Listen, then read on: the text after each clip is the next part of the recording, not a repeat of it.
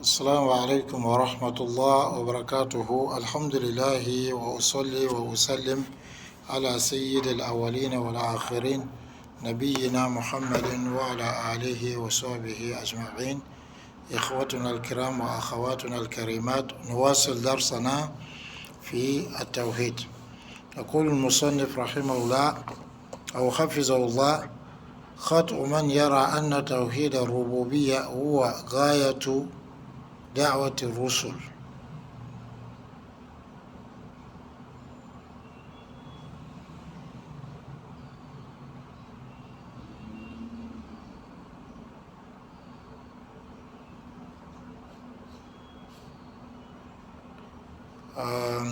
من المفاهيم الخاطئة المنتشرة بين طوائف كبيرة من المسلمين اعتقاد أن توحيد الربوبية وهو الإقرار بأن الله هو الخالق المدبر الرزاق، أن هذا النوع من التوحيد هو المقصود من بعثة الرسل، وأنه مطلب الله تعالى من العباد.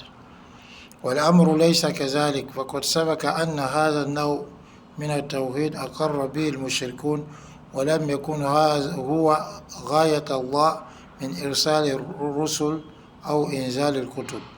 قال الله عز وجل آمرا نبيه صلى الله عليه وسلم أن يسألهم عمن يرزقهم ويدبر أمرهم ويخلقهم: قل من يرزقكم من السماء والأرض أم من يملك السمع والأبصار ومن يخرج الحي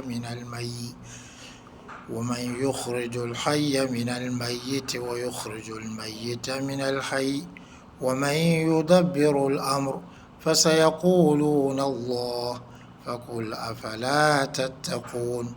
وقال تعالى: ولئن سألتهم من خلق السماوات والأرض ليقولن الله. وقال تعالى: قل من بيده ملكوت كل شيء وهو يجير ولا يجار عليه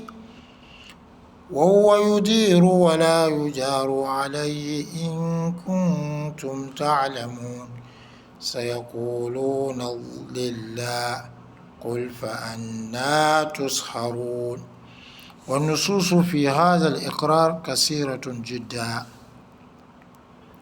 Alhamdulillah, chers frères et sœurs, on loue Allah subhanahu wa ta'ala, on lui demande d'accorder le salut et la paix à Muhammad sallallahu alayhi wa sallam, à sa noble famille, à ses valeureux compagnons, ainsi qu'à tous ceux qui les suivent dans la voie de la droiture, jusqu'au jour où rien ne pourra profiter à qui que ce soit, sauf celui qui viendra à Allah subhanahu wa ta'ala avec un cœur pur et purifié de toute hypocrisie, de tout associationnisme et de toute mécréance. Nous continuons notre cours sur le dogme.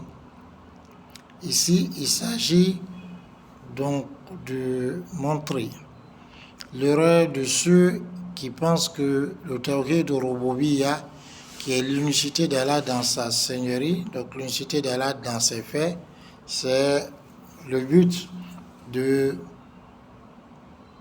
l'appel des messagers alayhimu salatu wassalam, le but de la prédication des messagers alayhimu salatu wassalam. L'auteur dit: parmi les compréhensions erronées propagées entre des grands groupes de musulmans, c'est le fait donc d'avoir la conviction que le tawhid de Rububiyya, qui est l'unicité d'Allah dans sa seigneurie, qui est donc d'attester qu'Allah, c'est lui le créateur, celui qui a la gestion des affaires et le pourvoyeur, que ce type de tawhid est l'objectif de l'envoi des messagers alayhim salatu wassalam, et que c'est ce que Allah subhanahu wa ta'ala attend vu de ses serviteurs. Et l'affaire n'est pas comme cela le croit. Dans les cours passés, on a bien démontré que ce type de tawhid, que le tawhid de Rububiyya, c'est celui que les idolâtres ont attesté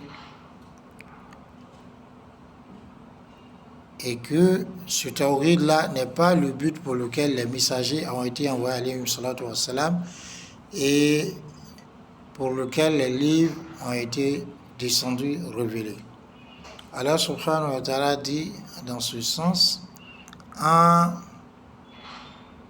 ordonnant à son messager alayhi salatu wassalam, à son prophète, de les interroger sur celui qui les pourvoit, celui qui gère les affaires, celui qui les crée. Allah dit, qui vous pourvoit à partir du ciel et de la terre, ou qui alors gère et possède alors l'ouïe et la vue, et qui fait sortir le vivant du mort et le mort du vivant, et qui administre les affaires. Ils te diront très certainement c'est Allah. Dit alors ne craignez-vous pas, comme serait dans la sourate 10, sourate Yunus, verset 31. Allah dit également, et si tu les interroges, qui a créé les cieux et la terre, et te diront Allah. Sourate Luqman, sourate 31, verset 25.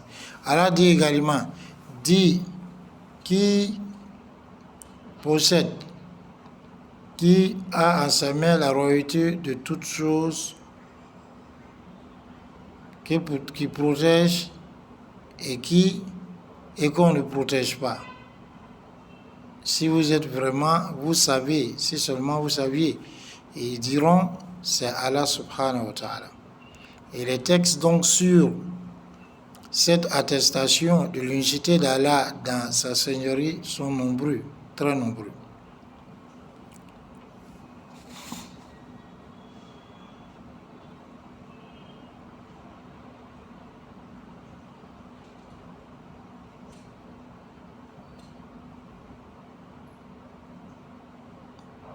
Donc ces gens-là, qui sont des idolâtres, ils savent ces sens-là, donc ils attestent de ces différents sens et ils n'ont pas de problème avec, ils ne s'opposent même pas à cela.